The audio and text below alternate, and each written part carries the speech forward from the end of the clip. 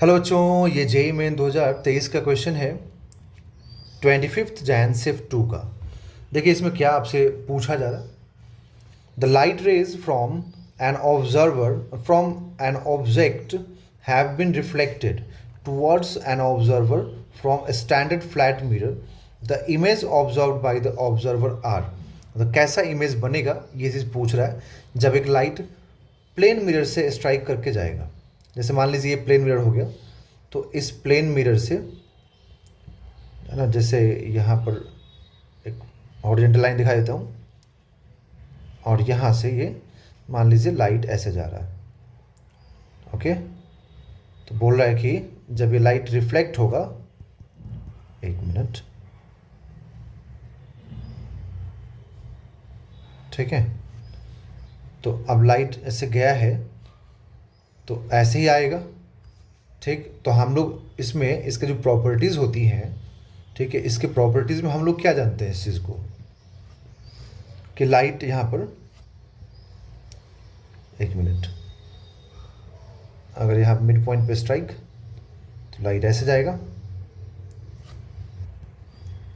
तो plane mirror की properties में हम लोग क्या जानते हैं कि लाइट यहाँ पर ऑब्जेक्ट जितने डिस्टेंस पे होता है ना, इमेज भी उतना ही डिस्टेंस पीछे बनता है। जैसे अगर यहाँ से यहाँ तक का डिस्टेंस सपोज करें, मैं जस्ट एक एग्जांपल ले रहा हूँ कि अगर ये 5 सेंटीमीटर है तो जो यहाँ पर इमेज बन रहा है ना, ये वाला, ये भी कितना बनेगा, 5 सेंटीमीटर ही बनेगा। एंड इमेज कब बनता है, जब रिफ्लेक्टेड रेज मीट करता हुआ दिखते हैं या एक्चुअल मीट करते हैं।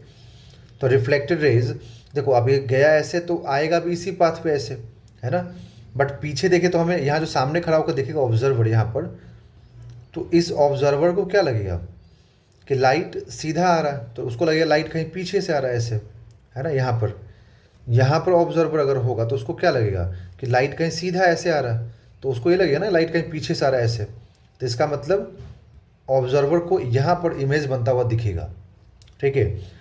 और ये इमेज सीधा बनेगा, इसका मतलब कि इरेक्ट बनेगा, ठीक है, एंड वर्चुअल बनेगा। रियल तो बन नहीं रहा है क्योंकि लाइट यहाँ पर एक्चुअली में कट तो नहीं कर रहे ना, ठीक है।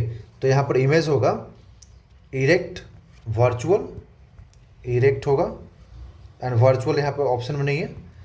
और दूसरा चीज़ कि लैटरली इन्वर्टेड बनता है प्लेन मिरर में।